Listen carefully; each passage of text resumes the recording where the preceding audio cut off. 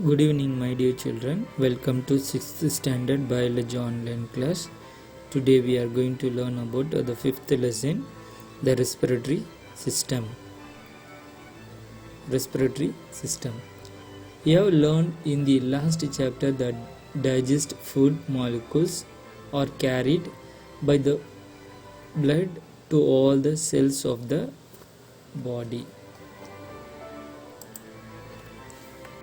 In this cell, the glucose molecules combine with the oxygen through a complicated chain of reactions to produce energy. Carbon dioxide and water are liberated as byproduced. This is the process respiration that take place inside the cell of most living organisms. So let's see the pathway of respiratory system. Pathway of respiratory system. First, nose, pharynx, larynx, trachea, bronchi and bronchioles. Okay, these are the pathway of respiratory system. Let's see the video. Now, what organs are involved in breathing? That's right, it is the respiratory system. Our body needs oxygen in order to live. Organisms exchange gases with the environment. This process is called respiration. Respiration includes the intake of oxygen and its delivery to the cells of the different parts of the body. Respiration or breathing is a continuous cycle.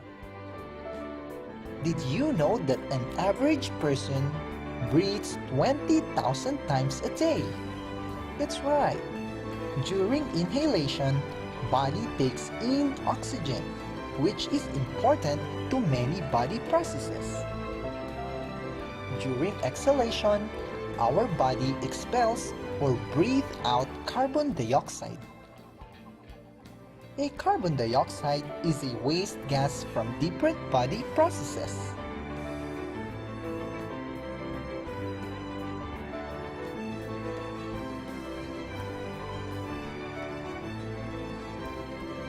Breathing is a body mechanism performed by our respiratory system.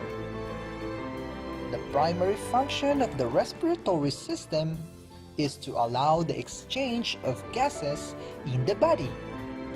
Specifically, it distributes oxygen to the different parts of the body and releases carbon dioxide out of the body. The respiratory system has an upper tract and lower tract. The upper tract consists of the nose, nasal cavity, and pharynx.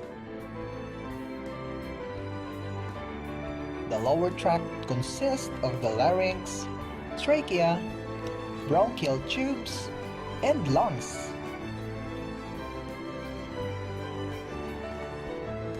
Now, let us identify the different parts of the respiratory system.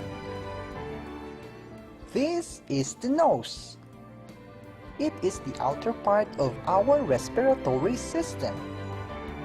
It is mostly made up of cartilage, which makes the nose flexible and strong. The nose has two openings called nostrils. Nostril leads the airway to the nasal cavity. Nostrils are lined with small hairs called cilia. The use of cilia in our nostril is to filter the dust and other particles present in the air we are breathing.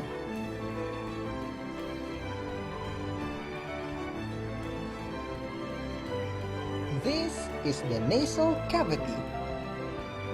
The lining of the nasal cavity is moist because of mucus. tiny hairs or cilia are also lined in the nasal cavity.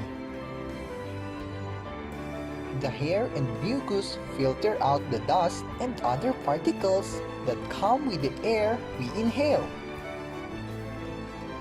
The hair and mucus also warms and moisten the air that enters the body. We normally breathe through our nose and not through our mouth. This is the pharynx. This tube is also called throat. It is connected to both the nose and mouth and acts as passageway for both air and food. This is why we can still breathe even if we pinch our nose. This structure is called tonsils. It is found at the opening of the pharynx and it destroys bacteria that enter the body via nose and mouth. This is the larynx. It is also called voice box. It is found at the lower end of the pharynx. When you are talking, the vocal cords in the larynx vibrate and sound is produced.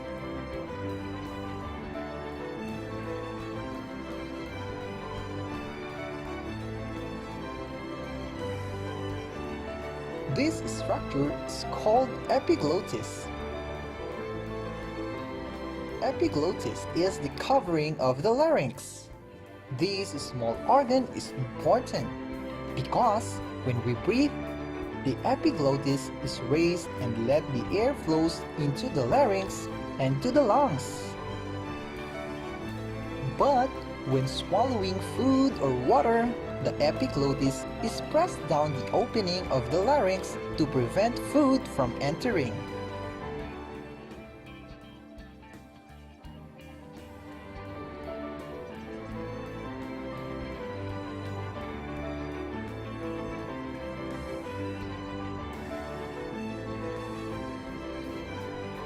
Choking happens when food accidentally goes into the trachea. This is the trachea. It is also called windpipe. It is a tube at the bottom of the larynx. Trachea is lined with mucus that help prevent dust particles and other things from entering the lungs. Trachea is connected into the lungs through bronchi or bronchial tubes. This is the bronchial tubes. These are two tubes that carry air into the lungs. Bronchial tubes branch into even smaller tubes called bronchioles. These are the bronchioles. At the end of each bronchioles is a bunch of tiny air sacs called alveoli. These are the alveoli. The exchange of oxygen and carbon dioxide happens in the alveoli. The absorbed oxygen is transported throughout the body through the bloodstream, while the released carbon dioxide is exhaled. The lungs are enclosed in a coating called pleura. Pleura allows the lungs to slide freely as they expand and contract when breathing. Below the lungs is a dome-shaped muscles called the diaphragm. This is the diaphragm. It is the one that controls the breathing. Now, let us describe how diaphragm works.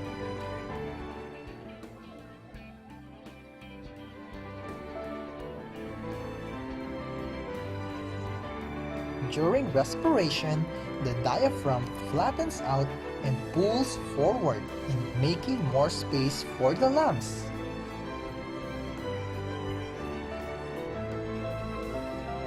When we breathe in or inhale, the diaphragm contracts and pulls downward.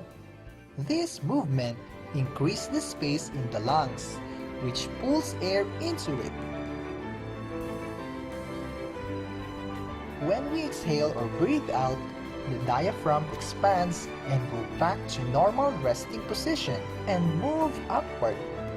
This movement reduces the amount of space for the lungs and forces air out. The ribs and the chest cavity also move during respiration. During inhalation, the chest cavity becomes bigger as the ribs and diaphragm contract.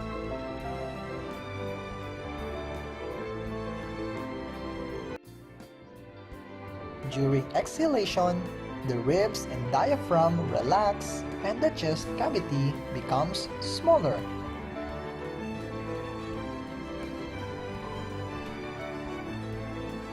Now that you know all the parts of the respiratory system, let us now describe the path of air during respiration. The air we breathe is not 100% oxygen. It is actually a mixture of different gases. The air is composed of 78% nitrogen, 21% oxygen, 0.04% carbon dioxide, and other gases and vapors. But the only gas needed by our body is oxygen. When we breathe in or inhale, the oxygen-rich air from the environment enter the nostrils and go to the nasal cavities and then go to the pharynx and larynx. And then to the trachea. And then the air will be separated in the bronchi. And then move towards the bronchioles. And then to the alveoli. Here, the oxygen and carbon dioxide are exchanged. The oxygen are transported by the bloodstream through small capillaries, while carbon dioxide from the blood gets inside the alveoli, and then we breathe out or exhale. The air with carbon dioxide from the body travels out through the bronchioles, and then to the bronchi, and then move to the trachea,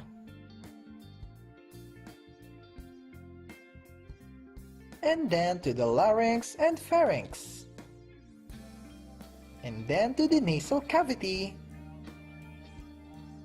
and then out of the body. And that is how respiration works, and we do it again and again. But according to the study, the air we breathe out is composed of 78% nitrogen, 17% oxygen, and 4% carbon dioxide, which indicates that we do not absorb all the oxygen in the air we breathe. That is why we will be able to supply oxygen to a person's body during mouth-to-mouth resuscitation. That is amazing, right? Now that you know how our respiratory system works, it is also important that we know how to take care of our respiratory system. Here are the 10 helpful habits that promote the proper functioning of our respiratory system and avoid respiratory ailments. Number 1. Breathe clean and fresh air. Avoid places where the air is heavily polluted. Number 2. Avoid smoking or secondhand smoke. Number 3. Stay away from people who are infected with respiratory ailments. Number 4. Observe proper hygiene. Number 5. Eat plenty of fruits and vegetables. Number 6. Exercise regularly to keep the body strong and healthy. Number 7. Maintain the cleanliness of your surrounding. Number 8. Consult a doctor for any sign of respiratory ailment. Number 9.